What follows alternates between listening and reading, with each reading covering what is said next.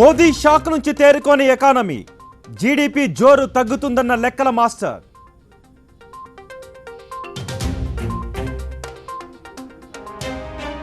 పాత నోట్లపై ఎన్ఆర్ఐలకు ఊరట, జూన్ 30 దాకా డిపాజిట్దారులకు ఓకే.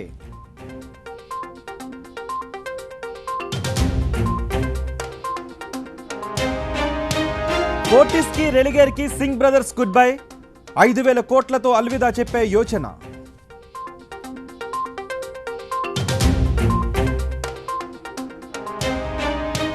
కార్పొరేట్ కిరికిరిపై లెక్క చెప్పండి, ఇన్సైడర్ ట్రేడింగ్ పై టాటాకు సెబీ నోటీస్.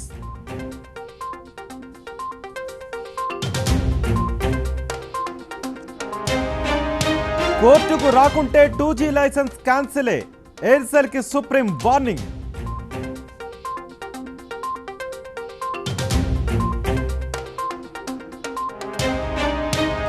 ఐటీ కంపెనీలకు H1B వీసా హీట్, 22,000 కోట్ల మార్కెట్ క్యాప్ డౌన్.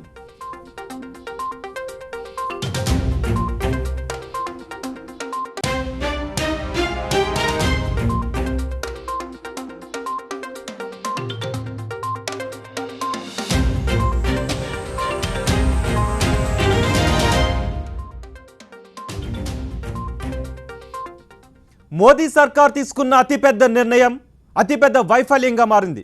50 రోజుల నోట్ల రద్దు గురించి ప్రభుత్వం ఎంత గొప్పగా చెప్పుకుంటూ ఉంటే అన్ని ఎక్కువ ప్రశ్నలు వస్తున్నాయి. ట్యాక్స్ కలెక్షన్లపై డంకా బజాయిస్తున్న పాలకులు తగ్గిపోతున్న పెట్టుబడులపై ఎందుకు మాట్లాడడం లేదు? కరెన్సీ లెక్కలు చెప్పాల్సిన రిజర్వ్ బ్యాంక్ ఎందుకు ముఖం చాటేస్తోంది? ప్రజలు ఎన్నుకున్న ప్రభుత్వం ఎందుకు జవాబు చెప్పలేకపోతోంది? నోట్ల రద్దు ప్రక్రియలో రోజుకో నిర్ణయం పోటుగా మార్పు చేసిన నార్త్ బ్లాక్ మింట్ స్ట్రీట్ జోడీ ఫ్లాప్ షో సక్సెస్ఫుల్ గా కొనసాగుతోంది. బ్యాంకింగ్ వర్గాలు చెబుతున్న లెక్కల ప్రకారం రద్దయిన 1,500 నోట్లలో 97% వెనక్కొచ్చేశాయి. నవంబర్ 8న నోట్లను రద్దు చేసే నాటికి చలామణిలో ఉన్న 500, 1000 నోట్ల విలువ 15.44 లక్షల కోట్లు. డిసెంబర్ 30 కల్లా తిరిగొచ్చిన నోట్లు 14.97 లక్షల కోట్లు. రద్దయిన నోట్లను రిజర్వ్ బ్యాంక్ లో వాపసు చేయడానికి మార్చి నెలాఖరు దాకా గడువు ఉంది. అప్పటిదాకా చలామణిలో ఉన్న నోట్ల కన్నా ఎక్కువ విలువైన నోట్లు వచ్చే అవకాశం ఉంది. పాత నోట్లన్నీ బ్యాంకులోకి వచ్చేసినప్పుడు ఇక బ్లాక్ మనీ ఎక్కడుందని ప్రశ్నిస్తున్న వారికి ఇప్పటికీ జవాబు రాలేదు. నోట్ల రద్దు వల్ల పరిశ్రమలు డీలా పడ్డాయి, వస్తున్న పెట్టుబడులు వెనక్కి వెళ్లాయి. 2015 డిసెంబర్ క్వార్టర్లో 2,36,000 కోట్ల రూపాయల పెట్టుబడుల ప్రతిపాదనలు వస్తే 2016 డిసెంబర్ క్వార్టర్లో అవి 1,25,000 కోట్ల రూపాయలకు తగ్గిందని centre for monitoring Indian economy CMIE వెల్లడించింది. అంటే సగానికి సగం తగ్గాయన్నమాట. అక్టోబర్ 1 నుంచి నవంబర్ వరకు సగటున ఒక రోజుకు వచ్చిన కొత్త పెట్టుబడుల ప్రతిపాదనల విలువ 2,097 కోట్ల రూపాయలు. అదే నవంబర్ 9 నుంచి డిసెంబర్ 30 వరకు రోజుకు వచ్చిన ప్రతిపాదనల విలువ 824 కోట్లు. అంటే రోజుకు 61% కొత్త పెట్టుబడులు డౌన్ అయ్యాయి. ఒక ప్రభుత్వ సంస్థే ఈ లెక్కలు చెబుతుంటే పాలకులు మాత్రం పన్ను వసూళ్లు పెరిగాయంటున్నారు. డిసెంబర్ 19 నాటికి ప్రత్యక్ష పన్నుల వసూళ్లు 14.4% పెరిగాయని, పరోక్ష పన్నుల వసూళ్లు 26.2% పెరిగినట్లు అరుణ్ జైట్లీ చెప్పుకున్నారు. కానీ తగ్గిన పెట్టుబడుల గురించి మాత్రం మన పాలకులు ఎన్నడూ చెప్పలేదు. నిఖార్సైన నిజాన్ని ఒప్పుకోవడానికి ఇష్టపడలేదు. నోట్ల రద్దు చేస్తున్నప్పుడు ప్రధాని నరేంద్ర మోదీ చెప్పిన కారణం నల్లధనం, నకిలీ నోట్లు. కానీ ఐటీ దాడుల్లో పట్టుబడింది 4,000 కోట్ల రూపాయల పైచిలుక. ఇక నకిలీ నోట్ల గురించి ఎవరు మాట్లాడిన పాపాన పోలేదు. అంటే నకిలీ నోట్లు లేనే లేవని ప్రభుత్వం చెప్పదలుచుకుందా అన్నదే కామన్ మ్యాన్ క్వశ్చన్. నోట్ల రద్దు సక్సెస్ అయినట్లు టీం మోదీ చెప్పుకుంటున్న వేళ స్వయంగా ఆర్థిక నిపుణుడైన రాష్ట్రపతి ప్రణబ్ ముఖర్జీ చురకలంటించారు. పేదల కష్టాలు తొలగించే సమయంలో మరింత అప్రమత్తంగా వ్యవహరించాలని వ్యాఖ్యానించారు.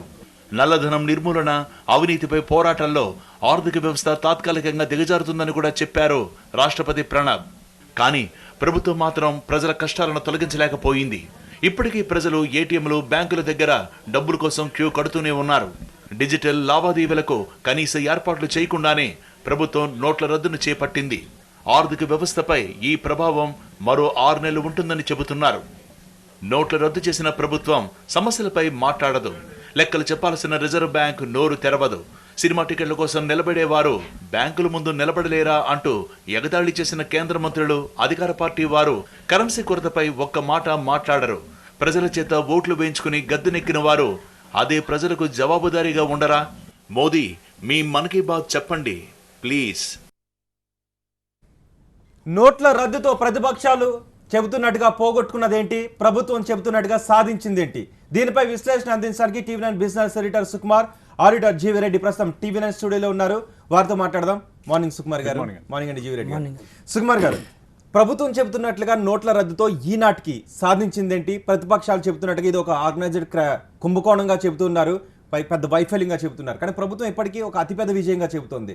పోగొట్టుకున్నదేంటి, సాధించిందేంటి ఈ రోజుకి? వైఫల్యం, విజయం ఈ రెండింటి మధ్య చాలా తేడా ఉందండి. ముఖ్యంగా విజయాన్ని సాధించాలని స్టార్ట్ చేసి వైఫల్యం అవడం మాత్రం మనం ఖచ్చితంగా చూడాలి. ఎందుకంటే ప్రెసిడెంట్ ఇంతకుముందు ఫైనాన్స్ మినిస్టర్గా చేసిన అనుభవం ఇవన్నీ, అంటే ఆల్మోస్ట్ మనకి గ్లోబలైజేషన్ అయిన తర్వాత ఎన్నో రిఫార్మ్స్ తీసుకొచ్చిన ప్రభుత్వాల్లో పనిచేసిన అనుభవం ఉన్న వ్యక్తి రాబోయే రోజుల్లో ఎకనమీ స్లో డౌన్ అవుతుందని చెప్పడం అనేది ఖచ్చితంగా అట్లీస్ట్ ప్రెసిడెంట్గా ఉన్న ఒక వ్యక్తి చెప్పడం అనేది మాత్రం ఖచ్చితంగా మనం అందరం కూడా కన్సిడర్ చేయాల్సిన అవసరం ఎంతైనా ఉంది.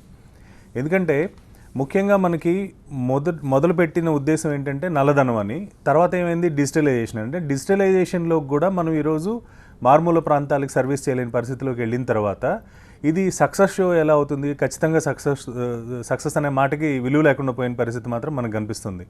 సో దీనివల్ల ఆర్థిక పరిస్థితి రాబోయే 6 నెలలు అనుకుంటున్నాం. 6 నెలలు కావచ్చు, 2 సంవత్సరాలు కావచ్చు, లేకపోతే 3-4 సంవత్సరాలు కూడా కావచ్చు. సో 3-4 సంవత్సరాల పాటు ఆర్థిక వ్యవస్థ అస్తవ్యస్తం అయితే గ్లోబల్గా మనకంత పాజిటివ్ సైన్ కూడా ఏం లేదు. ముఖ్యంగా మన భారతదేశం ఏంటంటే మనం తయారు చేసుకున్న వస్తువులు విదేశాలకు పంపడం కన్నా మనం ఎక్కువ కన్జ్యూమ్ చేస్తాం. ఇప్పటివరకు మనకున్న శక్తి అది. 2008 సబ్ప్రైమ్ క్రైసిస్, అమెరికా ఆర్థిక వ్యవస్థ ఇవన్నీ కుప్పకూలిపోయినప్పటికీ కూడా భారతదేశం ఎందుకు స్ట్రాంగ్గా ఉందంటే ఇక్కడ మనం తయారు చేసుకుని మనం ఇక్కడ కన్జ్యూమ్ చేయగలం కాబట్టి.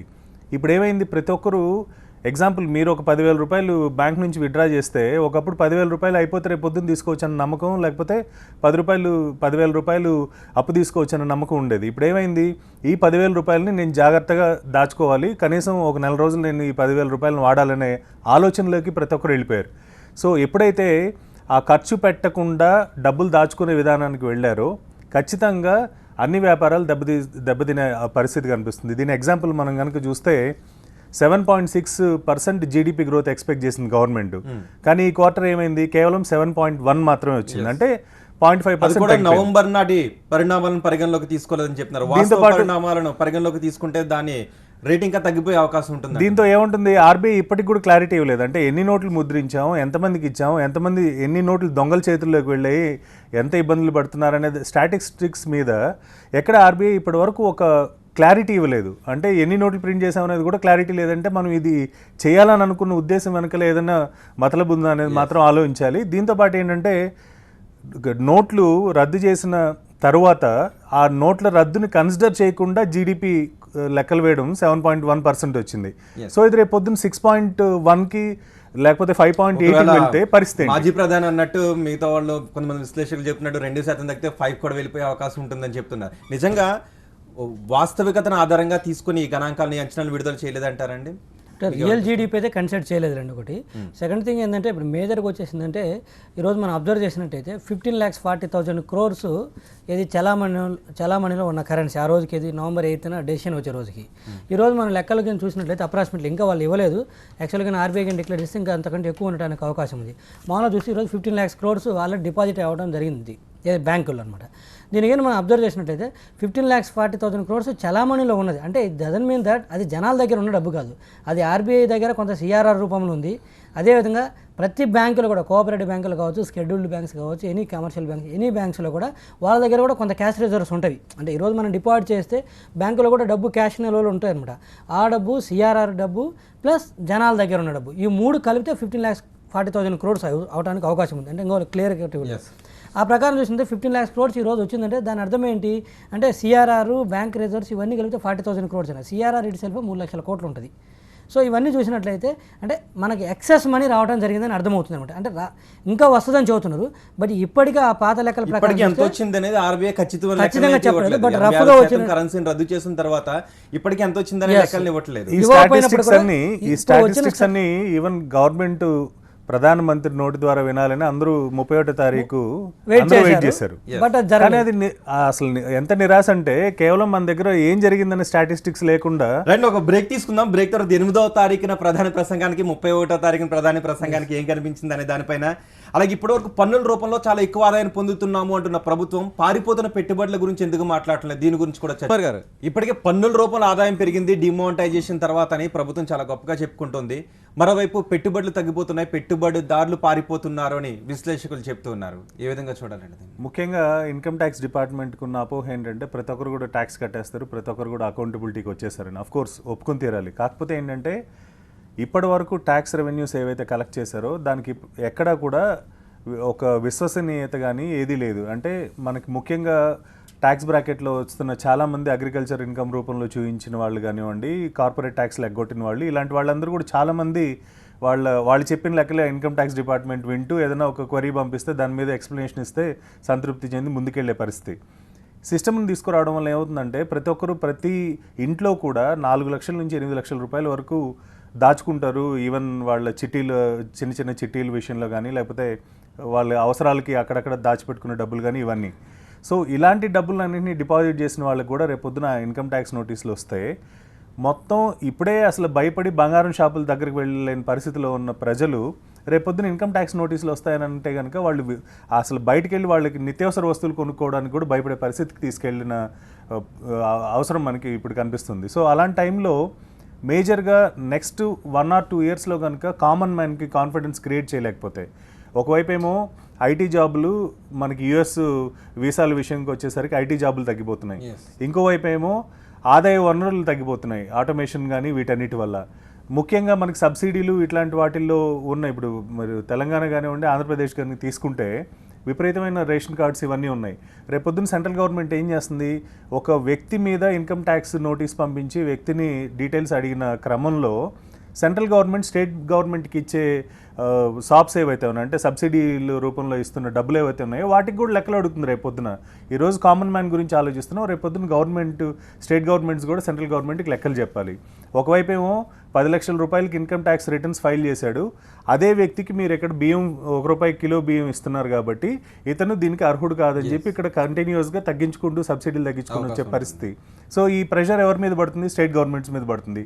స్టేట్ గవర్నమెంట్ ఏం చేస్తుంది, ఎలక్షన్స్ దగ్గరలో ఉన్నాయి కాబట్టి ఎలాంటి పరిస్థితుల్లోనూ వాళ్ళకి ఇప్పటివరకు ఇస్తున్న సబ్సిడీలు కానీ ఇవన్నీ కంటిన్యూ చేయాల్సిన పరిస్థితి ఉంది కాబట్టి కంపల్సరీ ఆ భారాన్ని ఇంకొక రూపంలో ఏదో పెట్రోల్ ధర మీద పెంచడం, రిజిస్ట్రేషన్ ఛార్జెస్ పెంచడం, ఏదో ఒక అన్రెస్ట్ని క్రియేట్ చేసే పరిస్థితి మనకి చాలా క్లియర్గా కనిపిస్తుంది. జీవిరెడ్డి గారు ఇప్పటికే చెప్తున్నారు చాలా మందికి నోటీసులు వస్తున్నాయని. ఎవరైతే వ్యవసాయ ఆధారిత ఆదాయాన్ని డిపాజిట్లు చేసుకున్న వాళ్ళు, లేదంటే ఉత్పత్తులు నమ్మిన వాళ్ళు, ఎవరెవరికి అమ్మారో వాళ్ళ పాన్ కార్డులతో సహా వివరాలను అప్లోడ్ చేయండి అని ఐటీ శాఖ కోరుతుంది. ఇది గందరగోళాన్ని సృష్టించే అవకాశం ఉంటుందంట. అవునండి, యాక్చువల్గా ఏంటంటే ఇది రీసెంట్గా స్టార్ట్ అయినమాట. మెయిల్స్ ఇవ్వడం జరుగుతుంది. ఇప్పుడు అయితే మెయిల్స్ రూపంలో ఇవ్వడం జరుగుతుంది అనమాట నోటీసులు. ఏమంటే ఫామ్ 61, ఫామ్ 61A అని 2 ఫామ్స్ పెట్టారనమాట. ఫామ్ 61 ఏం చెప్తుందంటే ఎవరెవరైతే వ్యవసాయం ద్వారా వచ్చిన ఆదాయాన్ని బ్యాంకుల్లో, అంటే ఈ పోస్ట్ డిమానిటేషన్ ఎఫెక్ట్ కావచ్చు, లేకపోతే మన 1 ఏప్రిల్ నుంచి 2016 నుంచి కన్నా క్యాష్ డిపాజిట్స్ కన్నా చేసినట్లయితే ఆ క్యాష్ డిపాజిట్స్ మొత్తం ఏ టైంలో ఎంత డిపాజిట్ చేశారని ఆ ఫామ్ 61 ఫిల్ చేసి ఆన్లైన్లో అప్లోడ్ చేయాలన్నమాట. సో అది వ్యవసాయం ద్వారా వచ్చిన వాళ్ళకి అనమాట. మొన్నటిదాకా ఏం చెప్పారంటే అంటే రూల్ అమెండ్ చేశారు కానీ బట్ ఎఫెక్ట్ ఇంప్లిమెంటేషన్ లేదు. ఈ డిమానిటేషన్ తర్వాత చెప్పడం జరిగిందనమాట. మొన్నటిదాకా ఈ విషయం ఎక్కడ సైలెంట్గా ఉంచారనమాట.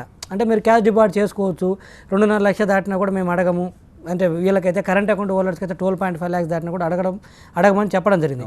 బట్ నిన్న నుంచి ఏం చేశారంటే ఇప్పుడు అందరికీ మెయిల్స్ పెడుతున్నారు. మీరు ఫామ్ 61 అంటే మీకు అగ్రికల్చర్ ద్వారా వచ్చిందంటే మీకు అది అగ్రికల్చర్ ద్వారా వచ్చిందైనా దానికి సంబంధించిన డాక్యుమెంట్స్ ఏమేమి సబ్మిట్ చేస్తారు అవన్నీ కూడా ఏంటంటే పొందుపరిచి ఆన్లైన్లో అప్లోడ్ చేయమని అడుగుతున్నారు. అదేవిధంగా ఫామ్ 61A అంటే అదేంటంటే వ్యాపారస్తులకు ఏం చెప్పారంటే మీరు 12.5 లక్షల వరకు క్యాష్ సేల్స్ ఏదైనా చేసి ఉంటే క్యాష్ని తీసుకొచ్చి డిపాజిట్ చేసుకోవచ్చని జరిగింది అనమాట. డిపాజిట్ చేసుకోవచ్చని చెప్పడం జరిగింది. ఇప్పుడు ఏమంటారంటే మీరు క్యాష్ సేల్స్ ఎవరికి అమ్మారు, ఆ పర్సన్ పేరేంటి, అతని పాన్ నెంబర్ ఏంటి, దాని డీటెయిల్స్ ఏంటి, ఆ మొత్తం డీటెయిల్స్ అన్ని ఏమవుతుందంటే ఇప్పుడు దీంట్లో అప్లోడ్ చేయమని అడుగుతున్నారు అనమాట. సో ఇప్పుడు తనకు కూడా నోటీస్ వెళ్ళడానికి అవకాశం ఉంది. ఫర్ ఎగ్జాంపుల్ మీరు బిజినెస్ ఉన్నారనుకోండి, మీరు బిజినెస్ ఉండడం నాకు ఒక 3 లక్షల రూపాయలు క్యాష్ సేల్స్ చేశారు, అంటే నేను మీ దగ్గర క్యాష్ సేల్స్ పర్చేజ్ చేశాను 3 లక్షల రూపాయలకి. ఇప్పుడు మీరు నా డీటెయిల్స్ మొత్తం మీరు మీ ఆన్లైన్లో మీరు సేఫ్ గార్డ్ కోసము నా డీటెయిల్స్ మీరు ఆన్లైన్లో అప్లోడ్ చేస్తారు మీ లాగిన్ అయ్యి. మీరు వెళ్ళినప్పుడు నా డీటెయిల్స్ మొత్తం డిపార్ట్మెంట్కి వెళ్ళినప్పుడు ఏంటంటే నాకు కూడా ఒక నోటీస్ ఇవ్వడానికి సర్వ్ చేయడానికి అవకాశం ఉంది. చేసి మీకు ఎక్కడి నుంచి వచ్చింది 3 లక్షల రూపాయల క్యాష్ ఎక్కడి నుంచి వచ్చింది, మీరు తన దగ్గర నుంచి కొన్నారు కదా 3 లక్షల రూపాయలు, తనే ఇచ్చే డీటెయిల్స్.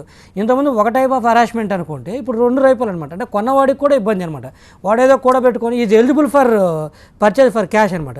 బట్ ఇతన్ని కూడా రేపు నోటీస్ ఇచ్చి అడగడానికి అవకాశం ఉంది. ఈ డీటెయిల్స్ అని తీసుకోరనమాట. సుకుమార్ గారు, మీకు ఏమనిపిస్తుంది ఇవన్నీ చూస్తుంటే? ఇంకా సామాన్యుడు కానీ ఇంకా ప్రజలు కానీ ఇబ్బంది పడే పరిస్థితులు కనిపిస్తుంది అంటారా? ఇప్పటికే లక్షల కోట్ల రూపాయలు ఏదైతే మన కరెన్సీ ఉందో 15 లక్షలు 16 లక్షల కోట్లు అని చెప్తున్నాం, దానికి మించిన కోట్లలో బ్యాంకులకు పంగనామాలు పెట్టి ఎగవేతన పెట్టి ఆర్థిక వ్యవస్థను కుదేలైపోయేలాగా చేసిన వారి వివరాలను కనీసం 500 కోట్లు దాటి ఎగనామం పెట్టిన వాళ్ళ వివరాలను బయట పెట్టమంటే ఇప్పటికీ బ్యాంకులు కానీ ఆర్బీఐ కానీ వాటిని బయట పెట్టట్లేదు. కానీ ఇప్పటికీ లక్షల్లో మీరు చేసిన అమ్మకాలను ఖచ్చితంగా అప్లోడ్ చేయండి అని అంటుంటే ఇది ప్రజలను ఇబ్బంది పెట్టే చర్యగానే చెప్పుకోవాల్సి. ముఖ్యంగా మనకి విదేశాల నుంచి నల్లధనం అయిపోయింది.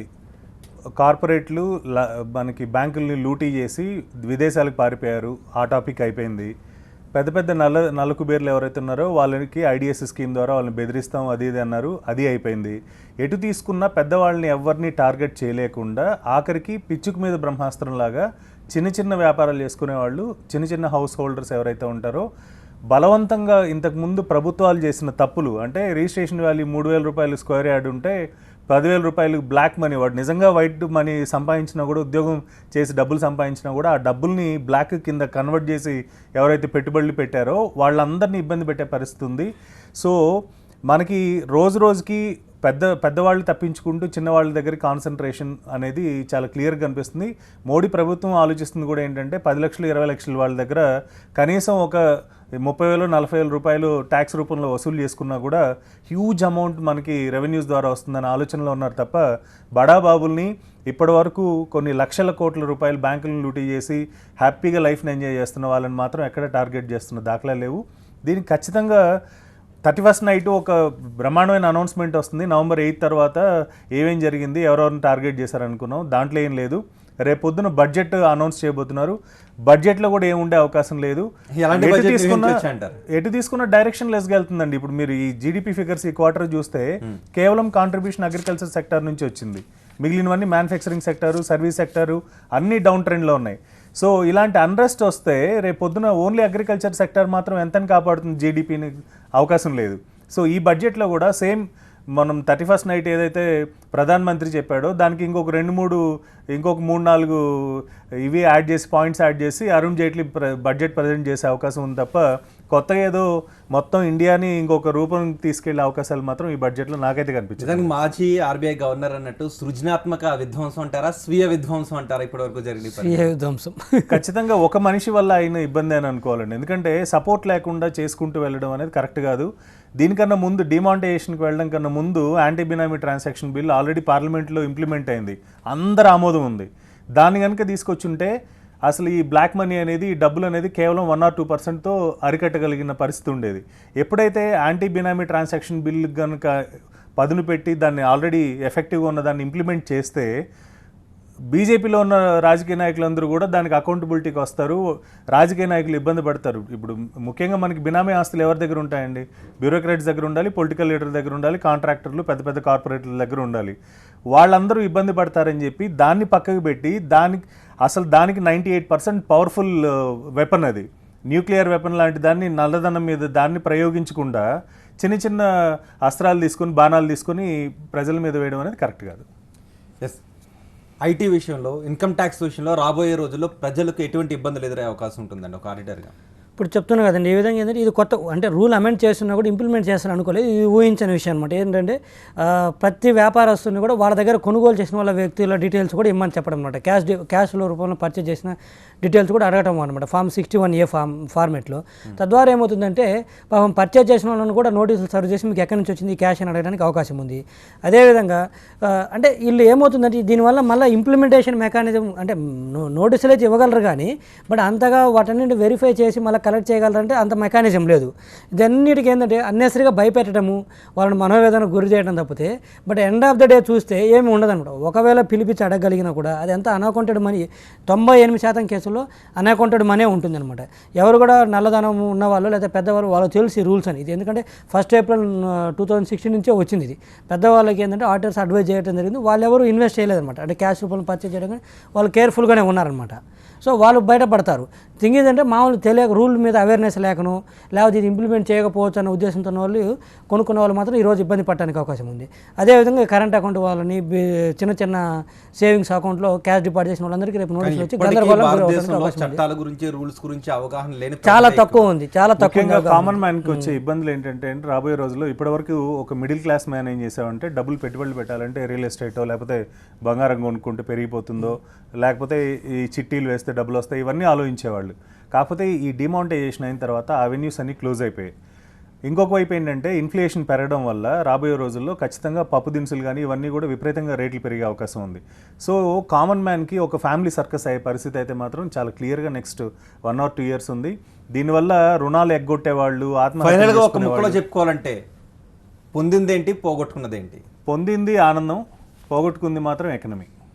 ఎకానమీ పోగొట్టుకున్నాము. కొత్త కరెన్సీ ప్రింటింగ్ కావచ్చు, నెంబర్ ఆఫ్ మ్యాన్ అవర్స్ కావచ్చు, లేకపోతే ముఖ్యంగా చెప్పుకోవాలంటే ఇందాక ఫస్ట్ చెప్పినాం అంటే సర్క్యులేటెడ్ ఉన్న మనీ కంటే బ్యాంకులోకి ఎక్కువ ఆర్బీఐకి డిపాజిట్ అయితే దాని అర్థం ఏంటి? ఫేక్ కరెన్సీ కూడా ఆ రూపంలో వచ్చిందనే కదా. అంటే అడావుల్లో బ్యాంకర్స్ ఆలోచి పడి ఉండొచ్చు, లేకపోతే అడావుల్లో వాళ్ళు ఫేక్ నోట్స్ని డిటెక్ట్ చేయకుండా యాక్సెప్ట్ చేయడం వల్ల ఏమైందంటే ఆ ఫేక్ కరెన్సీ కూడా బ్యాంకులోకి వచ్చి కొత్త కరెన్సీ ఇవ్వడం జరిగింది. తద్వారా ఏంటంటే అది కూడా అన్ని అడిషనల్ లాస్ అనమాట గవర్నమెంట్కి. కొత్త కరెన్సీ ప్రింట్ చేయడం అడిషనల్ లాస్. ఇప్పుడు దాకా ఇంకా సింపుల్ ఆనందం అంటే ఎవరికి కొంతమందికి మోడీ కావచ్చు చుట్టుపక్కల ఉన్న సింపుల్ లాంగ్వేజ్లో చెప్పాలంటే ఒక లేమన్ లాంగ్వేజ్లో చెప్పాలంటే ఈ డిమానిటైజేషన్ పెట్టి ఫేక్ కరెన్సీని ఎరాడికేట్ చేసి నల్లధనం మీద ట్యాక్స్లు కలెక్ట్ చేసుకోవాలను. ఇప్పుడు ఏం జరిగిందంటే ఒక సామాన్య లాంగ్వేజ్లో చెప్పాలంటే ఫేక్ కరెన్సీని తీసుకొని రివర్స్లో గవర్నమెంట్ ట్యాక్స్ పే చేసింది కొత్త కరెన్సీ ఇచ్చి హడావుడి నిర్ణయాల వల్ల. సో తద్వారా అంతే కదా మరి ఫేక్ కరెన్సీ యాక్సెప్ట్ చేయబట్టే కదా ఈరోజు అంత క్యాష్ నిల్వలు పెరిగింది. లేకపోతే ఎలా వస్తుంది అంత క్యాష్? ఫేక్ కరెన్సీని వైట్ చేసి ఫేక్ కరెన్సీ రివర్స్ లో పే చేయడం జరిగింది వాళ్ళకి. రివర్స్ లో పే వెరీ మచ్ సుకుమార్ గారు, thank you very much GV Reddy గారు. టీవీ స్టూడియోలో ఈ డిమానిటైజేషన్ వల్ల పొందింది ఏంటి పోగొట్టుకునేది అంటే దానిపై మీ విశ్లేషణ అందించినందుకు. మొత్తానికి మోదీ చాలా ప్రతిష్టాత్మకంగా తీసుకున్న డిమానిటైజేషన్ ఒక ఫ్లాప్ నిర్ణయంగానే చెబుతూ ఉన్నారు. దీనివల్ల పోగొట్టుకున్నది ఎక్కువ, పొందింది మాత్రం శూన్యం అని చెప్తున్నారు. మరోవైపు ఇది ఒక ఆర్గనైజ్డ్ కుంభకోణంగా ప్రతిపక్షాలు అభివర్ణిస్తున్నాయి. మొత్తానికి ప్రభుత్వం చెబుతున్నట్టుగా పొందిందేమీ లేదు అనే అభిప్రాయాన్ని అయితే వ్యక్తం చేస్తున్నారు. ఇవి బులెటిన్ విశేషాలు. తాజా సమాచారం కోసం చూస్తూనే ఉండండి TV9.